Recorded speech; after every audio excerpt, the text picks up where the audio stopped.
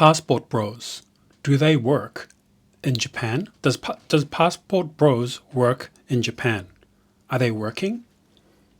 That's what this video is all about today. So I want to go through some images, and now I'll be giving you my take on this whole Passport Bros thing in Japan. As a person based in Japan, let's go through this topic. So first up, I've got some images here of the Americans and their passports. So the Passport Bros, you've probably seen it. If you've seen any social media lately, you can see that there are a lot of guys talking about being a passport bro. It's quite a, as you guys say, cringe. And I want to talk about passport bros. So what is a passport bro? I've got the definition right here. Passport bro is a term used to describe a specific mindset and lifestyle choice adopted by men who have decided to pursue relationships with foreign women from different cultural backgrounds, often in countries outside their own. Whatever that means, but yeah, basically guys going overseas, mostly from Western countries, a country where the average wage, the minimum wage is above $8 or $10. And you can see this quite a lot. The image here is of a Mexican American dude, and I guess he's going to Mexico to get his willy wet. And another one here is of, I don't know where they're from. I'm guessing they're also American. Lately, there have been quite a few videos of, I don't know what you call it. Is it African American or Black American? I don't know. I'm not trying to be, I'm from New Zealand. I don't know what the correct terms are. But the young man going to Japan, trying to hook up, trying to hook up with some munters. And yeah, do these guys work well? Can they get their wet in Japan? That's what we're going to talk about a bit in this video. But first up, the passport bros, this new phenomenon. I don't even know if it's not even new. I wouldn't call myself a passport bro. I've been here since 2010. These are not the most desirable men. Let's be honest. If you call yourself a passport bro, in most cases, these are not the desirable men from what women want. This is not what women want, and that's why they're leaving their countries. But this is not to shame. I don't like to shame guys leave their country to find a wife or something, or to find a girlfriend. And ultimately, that's what you should be trying to get yourself, right? Someone to settle down and have a family with. So I don't fault men for this. It's hard out there. I know, I talk to guys all the time through my other channel, but I know it's not so simple these days. So you're at the bottom there, and anyone else could be at the top. And so more people from the West are finding it hard to find girlfriends. I mean, you can probably find something, but I mean, it's rough out there, fellas. Trust me, I know, I'm from New Zealand. So yeah, not the ideal men. So we're going to locations where making 50K a year is awesome. So if you go to Thailand, you say I've got 50K a year, that's a lot of money maybe. I don't know anyone from Thailand here. Going to Vietnam, saying you make 50K a year, that's a lot of money. I've worked with engineers make much less than that. They've been doing it for their whole life and programming their whole life. So we're going to say these men make around 50K, under 100K. Most men do make under 100K. But let's say 50K is that sweet spot. So whatever you can get 50K from. And yeah, this is a social topic. It's been a social topic for quite a while. There's the 90-day fiancé. It's the opposite way, where you stay in your country and you wait for your bride from, it could be Philippines, Russia. I don't know if they do it in Africa to America or Africa to. So you can more or less get your wife within 90 days. Well, this is what we've seen on TV shows and whatnot. But this is a lot different. This is you're really going into the deep end, going to another country that probably doesn't speak your language. And you're never going to learn their language, of course, because you're just there to get your, the dolphin's going to take a dive. That's all you're doing. That's all you're doing there. And then the difference as well with passport bros is when you're doing the 90-day fiance, that they want that passport. They want that passport. The passport bros, they're not. I don't think they want to give They don't want to marry someone. They just want to go around and have a good time. And fair enough, because it's probably hard to have a good time back at home. So you go to places like Laos or Cambodia, Thailand, and those places are a lot cheaper, of course. If you've ever been, you've seen it. And lately, since the Russians are everywhere nowadays, right? Even in Japan. But yeah, these are quite different to what we called the Russian brides or the online brides or the delivered brides. These are quite different people. So the question, I'll be straight to the point now, is that can this be applied to Japan? And I think no. It's quite difficult to have this. You probably already know the answer if you've ever been to Japan. It's not third world at all. It's still the top, like, what, five economy in the world. And you can say it's crashing, yeah, but it's crashing extremely slowly. That by the time your income would be worth anything to Japan, it will probably be 100 years from now. Or even then, it's like it's not a third world country, so you can't play around with. You can't go with 50K to the clubs and go, yeah, I make 50Ks, baby.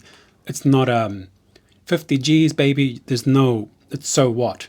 Every guy and his dog can make 50K in Japan, depending on the city. But in most cases, you will be in Tokyo, and Tokyo is a rich country. Tokyo is a rich city. Sorry, Tokyo is rich. Japan is a rich country, so you can't even 100K is nothing in Tokyo. You're talking about the English-speaking world. Look, first off, the English-speaking women are not. If they speak English, chances are they're not cheaper at all. These are well-educated women. And then if you're not you kind of got these extremes. You girls who can speak English, and then you kind of got the middle bit where very few people can speak a bit. And then most women do not speak at all. So you're playing with fire here, fellas. And they're not gonna care what you make. Even if you make 100, so what? To wow a Tokyo lady, you'd have to make 200K, 200K at least. If you want to wow, I'm talking about you want to wow the what you guys call the baddies, right? That's what the young guys call. A lot of you guys are young here. They call them the baddies. If you have 200K, you can wow them. 100K, it's you're in Tokyo. But this is a fake image of Tokyo. Someone a lot of these fake photos around, edited, heavily edited. Okay, what am I'm looking at here? And you also got to remember, these women in Japan are not trying to escape poverty. Their parents probably do not want you to marry their daughter. They want to keep it within their country, within their race. Ooh, triggered. What? You're triggered that people want to keep within their races? Where have you been for the past thousands of years? And I say that as a mixed race person. I get it. I get it, guys. I get it. I understand how the world works. 101. So now we're going to think, okay, you come to Japan. How do I get this average wife? You want an average wife. The problem is you want this average wife. They don't speak English. Very limited. Quite limited. And you want the average wife, right? There's plenty of wealthy men on these dating apps in Tokyo. So you can find a guy, have a date with him, and do whatever every week. Same as in the West with these women. So you coming up to her with your passport and 50K in the bank, or not 50K in the bank, a 50K income, it's worthless to them. And also you have to remember that a lot of these Japanese young women, they want Harry Potter. You know, they want Justin Bieber, and I'll talk a bit about it later. But if they're not dating in race, they want a certain type of race or certain type of person. And of course, you're going to go off and go, I know a guy married to a guy from this and that. Yes, you are correct. Look, I'm not. You're always making exceptions to the rules. Stop being pea-brain. They want to stay in Japan too, these women. They don't want to leave. They want to go on holiday to Hawaii. They want to go on holiday to California and take their selfie photos at cafes. Okay? But they want to come back to Japan. They feel safe. They like the food here. They want their kids to be raised in Japan. They want to watch their TV shows live on TV at the right time every day. So, if you are quite trying to do the passport bros, you're mostly targeting the one-nighter munters at Roppongi. And that's just the way it is. That's how I see it. And if you are triggered by that, you can tell me, oh yeah, nah, man, we got to do it this way, man. Go on, tell me how you do it. Well, you spend 8 hours a day on Tinder trying to match up with someone. Check out the photos, and when you meet them at the cafe, totally wrong person. You got. Okay, next one is I'm going to talk about the most common areas and countries where some people might go, just to put it in a context of this whole passport bros thing that's happening lately. And look, if you could do this so easily 1,000 years ago, we would be doing it 1,000 years ago. Men are thirsty these days, even thirstier than ever. We have social media constantly telling us to get that dolphin wet, right? So we have here, like you have your average Australian or New Zealanders. The closest access to cheap mating, what I say, is Indonesia, Malaysia, Vietnam, Cambodia, Thailand, Laos, and Myanmar, which I don't think you'll be going to anytime soon. And also, of course, the Philippines, the Southeast Asia. Southeast Asia is a place. You can also add in Taiwan there, a bit of China, but it's not really, China's not really the place where Australians and New Zealanders go. You also have Bali, which is a place where all the Australians go to get caught with drugs and things of that nature, go to jail, or even get the death penalty. So that's a place where a lot of these oceanic, call it white dudes go. 50K goes a long way there. For the Americans, we have here your average American cuckboy, your average American trumper, and your average, I don't know what you call African American or Black American, Zoomer, who's going to get that, he's going to catch that tail. He's going to catch something else too. And so, this guy doesn't go to South America, but you basically have South America to access South America. And you can go to Brazil, you can go. Argentina's inflation so bad that I guess you can have a good time with 1,000. Your 50K goes a long way in Argentina. So now you have, if you're watching this, you might just be the average normie out there. Look, most of us are just plebs. Let's be honest there. And you could just do this. You could just save up, work your 50K job a year, save up $20,000. Just be really strict on saving. You got 20K, and you go and just travel through Asia and do the passport bro thing. But 20K is kind of low to do it in Japan, because you want to wow and fine dining with her. It's going to cost you quite a bit to fine dine. So I guess if you're a guy, it's just easier to go to Vietnam with 20,000 for a year. Go back to the US, save up for another year or 6 months, and just work hard. Maybe sell cars or something. There's all these types of hustles you can do. Just work as hard as you can, and then go and enjoy these. Let's just call them. I don't want to say third world, because it doesn't sound nice to say it that way. But you go to these places where you can be a passport bro and enjoy life quite a bit. Japan is just, I don't think it can be one of those. Unless, of course, you go out to the sticks, go out to the jungle side where the rent is cheaper, but it's mostly Oba-chans and Oji-chans around there, the elderly, most of the elderly. Or you can catch some of their granddaughters or around your age. That's also possible. But, you just work hard at McDonald's for a year, you save up that money and go to Southeast Asia. But it's very difficult to do that in Japan. So now next we're going to talk about Stacy and Rebecca.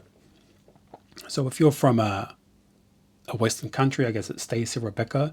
Maybe you're from France. I don't know the equivalent of Stacy and Rebecca. Maybe it's like a Sarah or something, or a Sarah. Is that how you say? I don't know. So we're talking about these girls in our countries. Look, even from New Zealand, these are like the 5 or 6 out of 10s. They're not interested in the 5 out of 10 guys or the 6 out of 10 guys. You can watch a Homath and find out who they're interested. They're interested in the 7, 8s, and 9s oh, if they're lucky, they'll get 10, which most don't. So they're not particularly interested anymore. They're interested in chads of any group. So you can be the chad of furries. You can be the furry. You can be a furry god. That's who they want, and not those specifically. These types of girls. The girl on the left wants Sam Hyde. The girl on the right wants Hassan Piker. So it doesn't matter the political end. It just matters, are they at the top of whatever group they're in? That's what they want. And they're going through their TikToks, they're going through their Instagrams, they're going through Tinders, and obviously your profile comes up. You have such little leverage over the market. And it is what it is. I'm just repeating what you guys already know. Yeah, we were all doomed, guys. It's okay. So, and even these girls here, they could be like a 5 or 6 out of 10. They can pick up a guy on the weekend, anytime they want. Just pick up a dude. Just go onto these apps and just find a fella. It is what it is, guys. The next one is, we're going to talk about, this part here is, some people may not like to talk about this, but I think it's based in Japan, so we've got to be honest about it. Is racial preference. Is there racial... Look, you know I'm going on to this. You know it. And if you're honest with yourself, you know that there is. We have your average, what's his name, Yumiko. I just found some whatever white guy with a Japanese girl, or I don't even know if she's Japanese, but let's just say this is your average Yumiko, basically your Stacy of Asia, and she wants the most basic looking. So this, let's say he goes back to America, he's a 5 out of 10, but in Japan or Korea or China, he becomes a strong 7. He's a solid 7 now. So this girl here now, she can't really date guys at her level. She'd have to drop down to, let's say she's a 6 out of 10. She could never get a 7 in her local community, but because he's a foreign white dude, it's perceived as a 7. You see what I mean now? And maybe even more for some women look at this guy and think he's an 8. So that's the idea. He probably isn't white. He looks like something else. But that's just an example that Asians do have preference. And you can see, okay, I don't know why this popped up here, but if you are a buff white guy and you're quite alpha-like, yeah, you're going to get... And okay, look, also, this guy has his own channel. So he has clout. Is that the right word? Clout. He has popularity. He probably has quite a good income now from his channel. So unless you're this type of guy, what is it, a South African, what's the word? It's called a Boer or something, like isn't it what you call these guys? Afrikaans guy, good jawline, still a bit of hair on his head, quite a bit of hair on his head, quite buff. Then you get the fine mamacitas around. It's the same with Japan or Korea or China. If you have a good look and you have a bit of money in the pocket and some clout, look, he probably opens up his Instagram and gets all the mamacitas saying, come to my city and I'll show you around.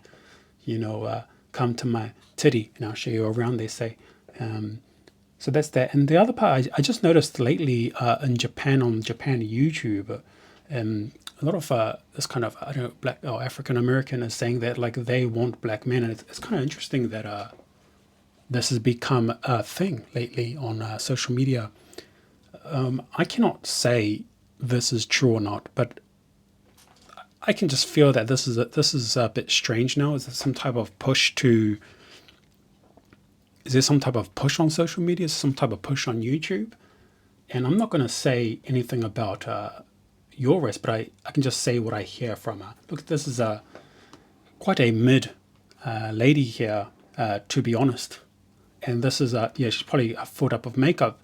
Look, I'm not saying I am a catch. I'm not saying that I can catch 7s, 8s, 9s, 7, 8, 9s. I'm not saying that, but watching a video of 2 guys make it, with there's very little context on the relationships here. And yeah, you can go to Roppongi and find this. Let's be honest. And this story here, you just go Roppongi. But look, now you're saying, okay, Passport Bros they've got it. It's done. Easy. I'm from whatever. This is going to be easy. But I think you have to listen to also Asian men. They kind of tell you how it is. You should always listen to the locals when it comes to things about race or culture, what they think about foreigners. This guy at the top here, I just searched on YouTube, but there is maybe has nothing to do with it, but that's what she wants. She wants a Harry Potter looking guy. Okay, I don't think she wants. I'm not going to go into why, but you just talk honestly to Asian men. They'll tell you what's up. You can talk honestly to a Japanese woman or Asian woman. They'll tell you what's up too. And this, I'm talking about East Asia. Southeast Asia is a different story for other reasons. The other part here is the Chinese historian. His video was he's quite based, and maybe I don't agree. I mean, you shouldn't agree with everything people say. You shouldn't even agree with what I say. This is my opinion based on my experiences. The Chinese historian had a video called "Why Millions of Asian Women Are in Love with White Men: White Privilege and Black Repulsion." Okay, that's quite a strong, harsh title there. But there is something about Asia where they really do like white skin. Women are constantly trying to make their skin whiter. Just look at K-pop, look at J-pop, look at the average lady on the street around Japan. They're all trying to wear umbrellas to not get a tan. And you can talk to a lady and they say, no, anyone is, but you just look at their actions. Actions speak louder than words. Men, right, men? Yes, that's how men work. Action speaks louder than words. Not no feelings involved here. So that's something to be wary of. That's something to be wary of. You're 50K. You're of a certain race. It's going to be rough out there, and you don't speak the language. So that's my take, my based take on this. Feel free to complain that your race group, everyone you know, has the hottest girl. Okay, great. But in general, yeah. So you should come though. Still, if you want to be these passport bros. Funny thing is that when I grew up, I've been here since 2010. This was called yellow fever. Okay. This was just yellow fever weebs who liked all things Japan. And that's what I thought. I was in that category. Okay, this guy's a bit of a weeb. So that's what I thought it was. But now it becomes a passport bro. So yes, you should come. But just don't be surprised if no one cares who you are because you have 50K. You make 50K a year. Even if you make 100K, it doesn't mean so much around here. So just don't be surprised that when you go out to the clubs and bars, even a munter is not interested in you because you have 100K income. Yeah, that's about it. I think I covered everything I want to talk about with this is the waifu topic, so I'll be talking more about the waifu related topics, and I am quite base, and I might be wrong about some points, but I am trying to be as honest as possible without getting myself banned off YouTube, which is why I made this channel. But anyway, thank you. Let me know what you think, and good times.